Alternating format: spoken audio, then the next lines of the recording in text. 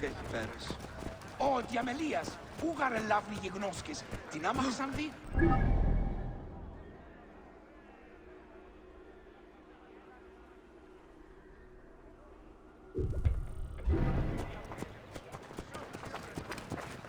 Χέρι. Αδαείς εσύ, γνώσιν εδάφη, ευκόμποτε κατέχει.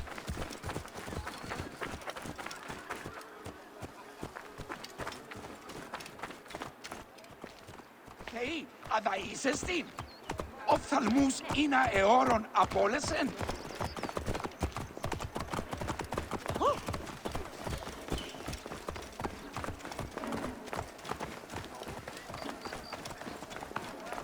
Τούτον ελάβνην ούκ εστίν. Φαύλων των γάμων.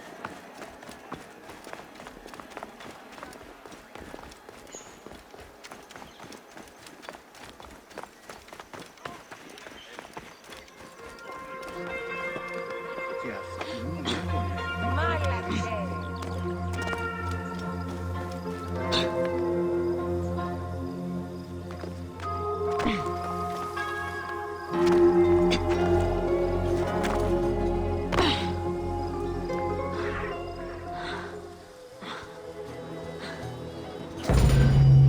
Welcome to the Panean. The Panean was a temple built in honor of the god Pan, divinity of nature. This Greek god, often represented as a half-man, half-goat, with a beard, horns, and goat's hooves, was considered the protector of shepherds and herds.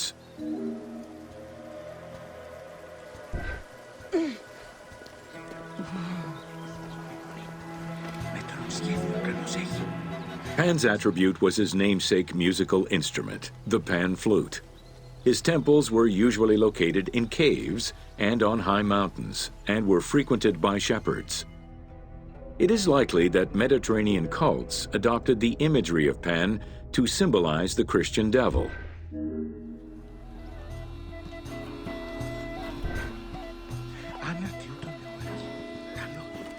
Άου καθογίγνωσκες, εγώ συλλέξω. To give proper honor to the god, Alexandrians built an artificial hill upon which they housed his temple to compensate for the flat relief of the city. The artificial mound had the shape of a spinning top or a pine cone, which was accessed by a spiral staircase. The top had a panoramic view of the entire city. Only such heights would be fitting for a mountain god.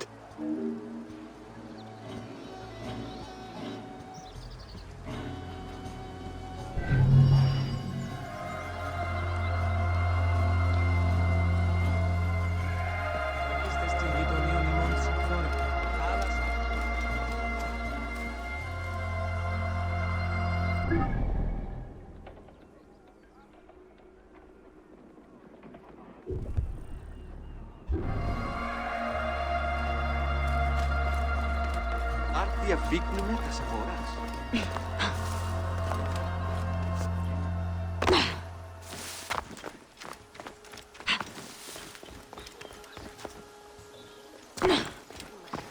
Ο Διαμελίας, πού γαρελάβνει γεγνώσκες, την άμαξαν δει, που αποφέρει. Ιδέως έχω απάνταν σου είδε.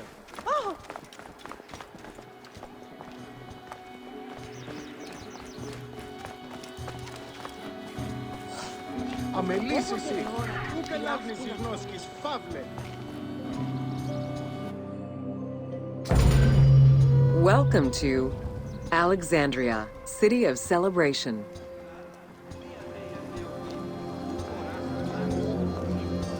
Like most Greek cities, Alexandria offered multiple forms of entertainment.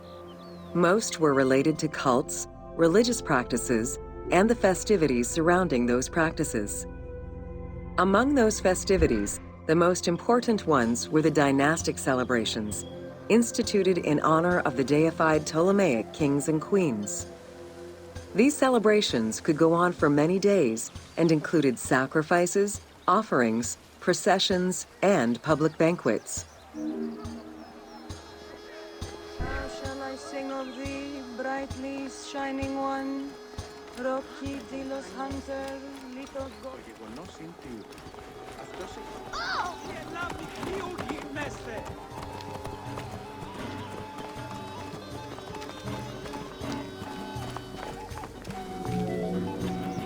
Games and competitions were organized whenever possible in locations such as the stadium, the hippodrome, and the gymnasium. The residents of Alexandria favored such events where athletes, poets, and musicians from Egypt and other cities of the Greek world competed.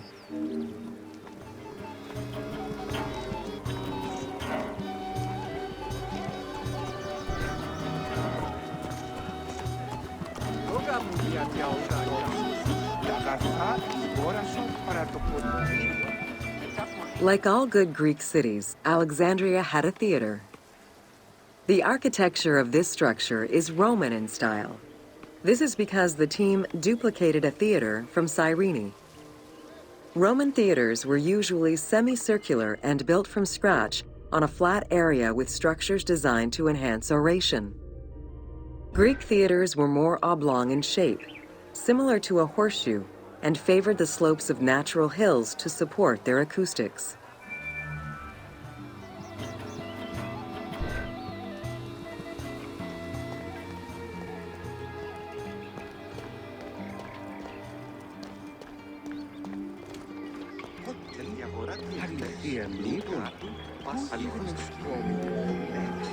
At the theater, one could witness the plays of contemporary comic and tragic authors.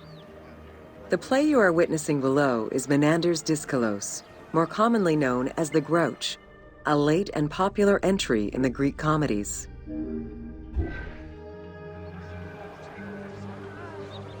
Το γεγονός είναι αυτός εκείνην λέξαντας όπως λέγοντας ότι έβρον ευτή και αυτήν λέγονε οι περισσότεροι των θεών. Σίγαρε ότι αληθεία μήπων Αυτό κάνουν διατιαούτα οι κασιοσάτα. Απορρίψην αυτόν η ερωμένη, αυτόν εκτοκτόνησε.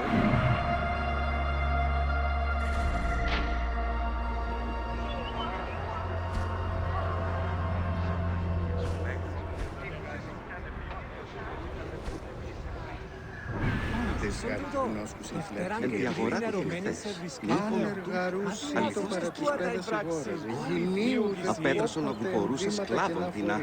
Και τόσον πλούτον έχωσαν. Λυξίσας είναι αυτή. Αρχόν να νοικοδομήν τα χαλαιότατο. Την αχτιμίδαν θεάν. Πολλής χρηματιάνου καρδάς.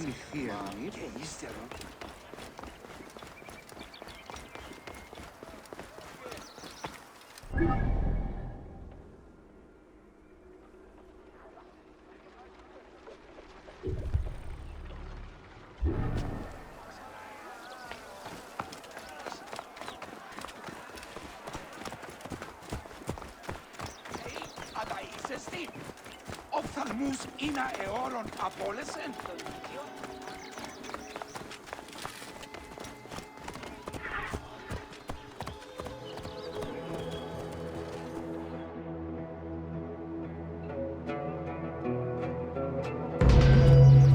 Welcome to Introduction to Alexandria. After conquering Egypt in 331 BCE, Alexander the Great decided to build a new city, which, as per his habit, he named after himself. After his death, Alexandria quickly became the capital city of the Ptolemaic kingdom and the most important city of the Greek world.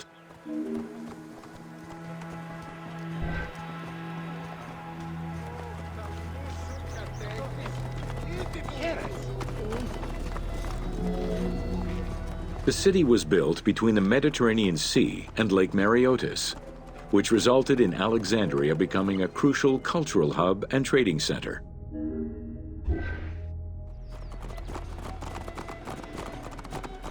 Αδαΐσισι, γνώσιν ελάβην ουδε πόποτε κατέχεις. Εάν διάκουσα...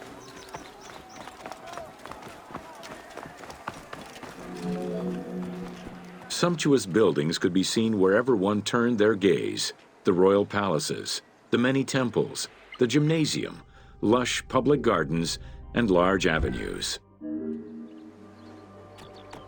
Ούκ έστιν η οφθαλμή σου εύθης, ο της αμελίας.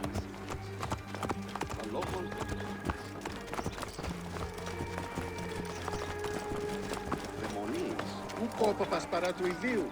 Ίσο οφθαλμόν ίδιο κατασχέθη. With its incomparable beauty and advantageous geographic location, Alexandria attracted foreigners, intellectuals, and traders. One of the most cosmopolitan cities of the ancient world, Alexandria supplanted even Athens as the most important Greek city in history.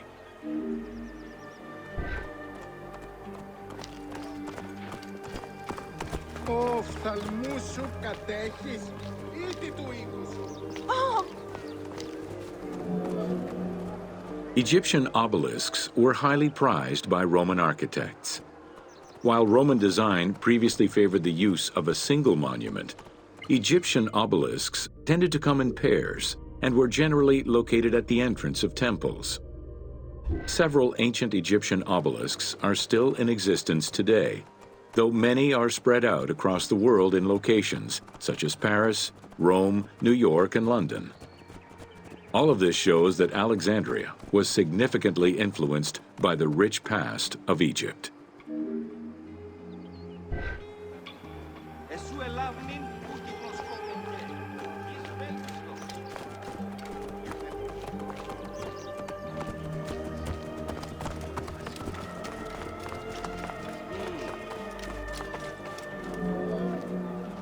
Alexandria had several main streets.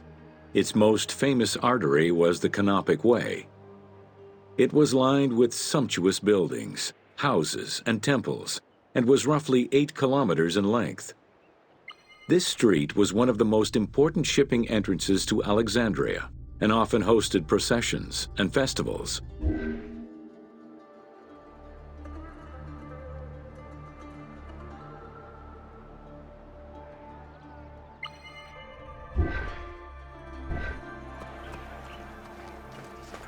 Τούτον ελάβνην ούκ εστιν. Φαύλον ον γάρ.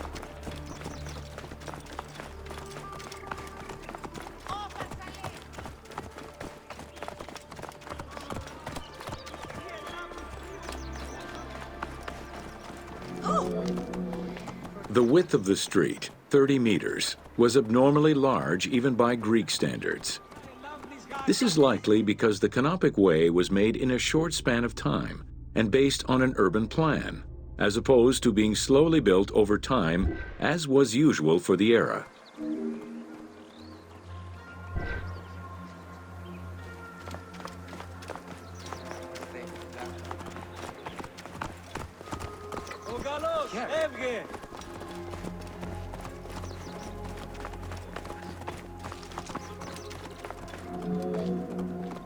The Canopic Way originated in the western cemeteries, skirted the gymnasium, and then exited the city to head east through massive doorways towards Canopus. This structure was known as the Canopic Door.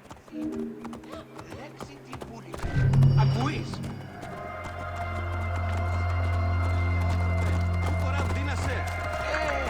Ένταμε νυν ίστη εγώ.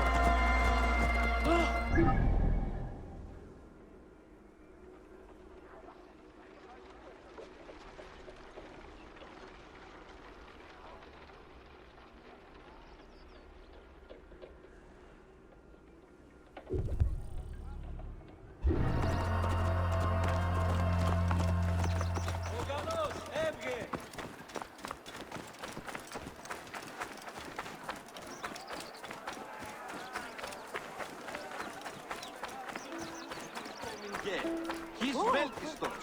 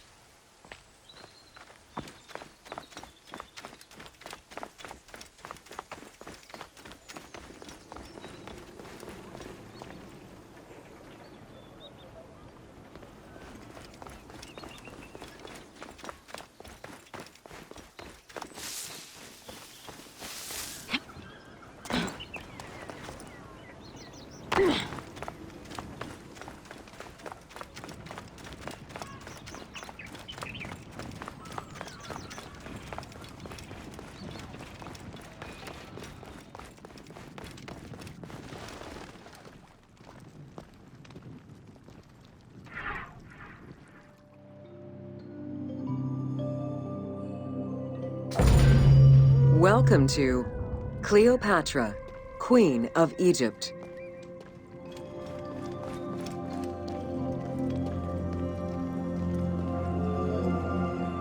Cleopatra VII Theophilopator ascended the throne in 51 BCE at the age of 18.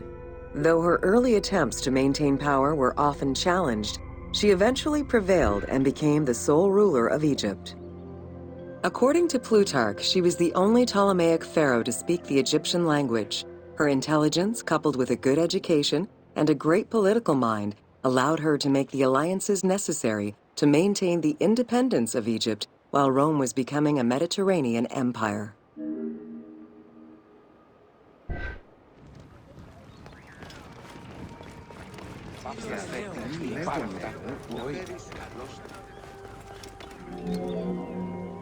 It is important to understand that Cleopatra's knowledge of Egyptian language and keen understanding of the culture allowed her to make powerful ideological reference that resonated with ancient Egyptians. By associating herself with the goddess Isis, the Divine Mother, great of magic, and repository of divine essence, Cleopatra firmly established herself as the protector of the two lands and legitimized her place on the throne.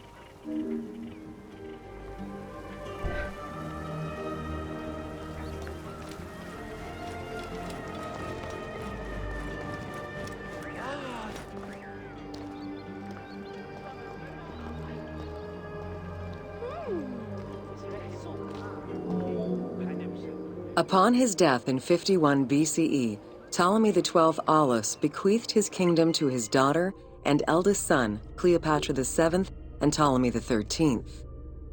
As was custom, the siblings were married. The new pharaoh was 10 years old, his sister wife 17. The early years of their reign were not easy. Between 50 and 48 BCE, droughts and floods aggravated Egypt's problems. General Achillas and the royal advisor Pothinos kept intervening in the young ruler's political decisions and eventually colluded to turn Ptolemy XIII against Cleopatra. By 48 BCE, Cleopatra was in exile.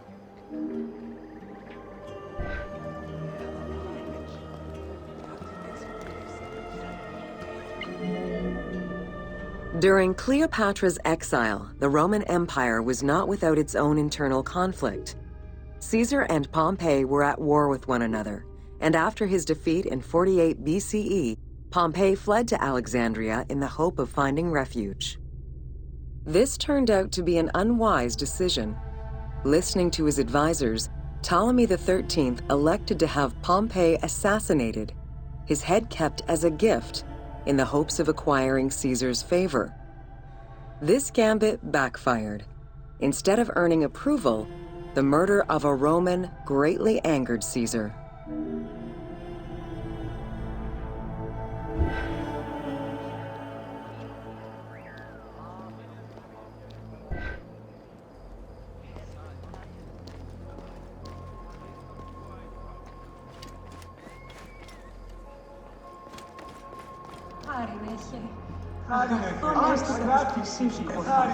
Ευχαρίλη, άριστα.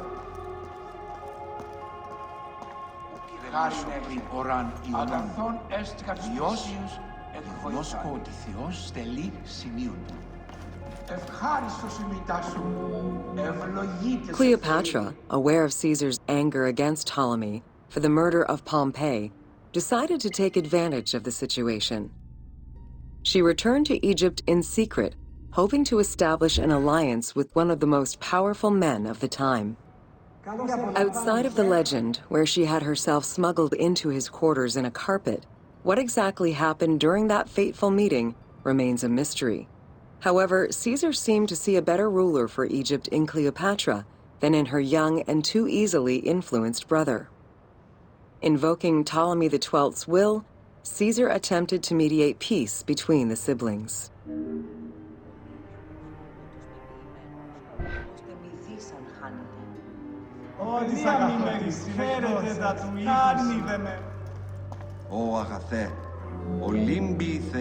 Ptolemy XIII was enraged by the turn of events, and his advisors were none too happy to see Cleopatra return.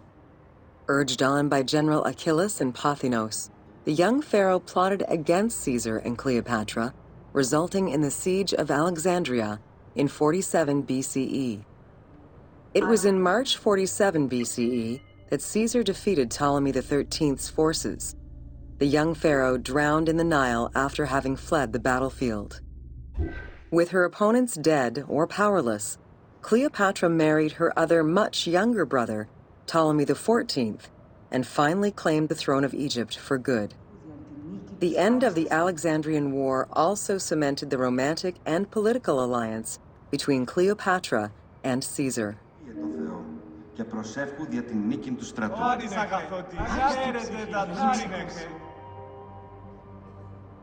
Έχε πίστην, ω φίλε. Είδα τη In June of 47 BCE, Cleopatra gave birth to a son, whom she called Caesarion. Caesar did not accept the boy as his heir, choosing instead his nephew Octavian. Nonetheless, on his return to Rome, Caesar invited the queen and her brother husband to stay in the city. Her presence still drew much disapproval from the Senate. Always a strategist, Caesar left 4 legions in Egypt and a man he trusted to direct Egyptian affairs, giving him control of the wheat supplies essential to Rome. Cleopatra and her entourage remained in Rome until March 44 BCE, when Caesar was murdered.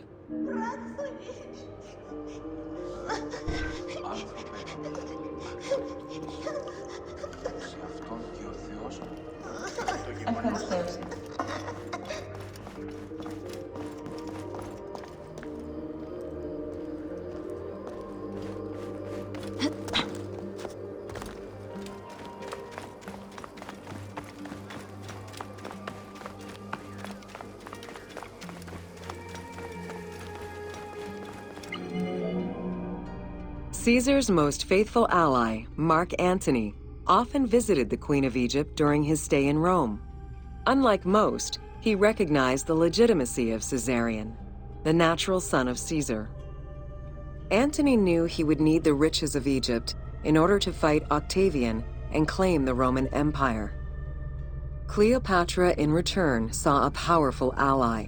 In the winter of 41 BCE, she arranged a sumptuous tour of Egypt by boat to show Antony the wealth of her country and the power she held as its ruler. A romantic and political relationship followed. The Roman Senate was once again most displeased. To calm spirits in Rome, Antony married Octavia, sister of Octavian.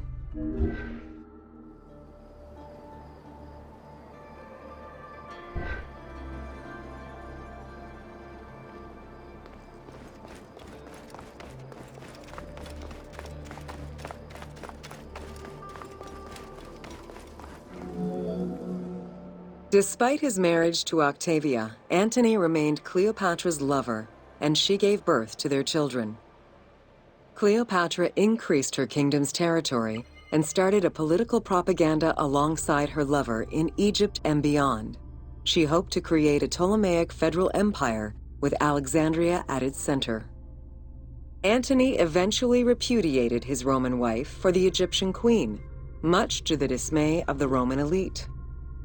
However, while Mark Antony focused on Egypt, Octavian carefully gained military and political ascendancy over him in Rome.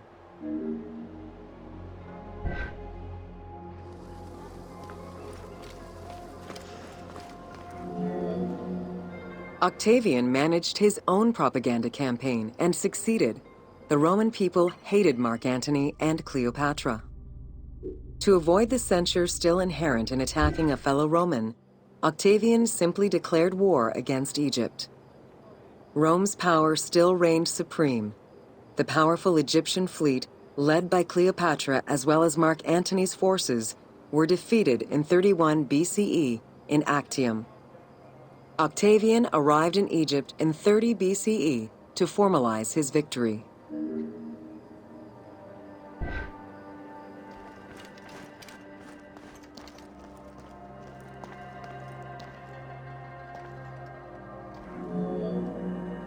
The following events remain difficult to confirm due to the many versions and legends around them. It is believed that after hearing a rumor about Cleopatra's suicide, Mark Antony committed suicide himself. He was brought to the queen as he slowly passed away. Knowing that Octavian would have her chained and paraded through Rome in defeat, Cleopatra planned her own suicide. She most likely killed herself with arsenic, though admittedly the version where she uses an asp to deliver a fatal bite may be considered more dramatic. What happened to the body of Cleopatra is still a mystery.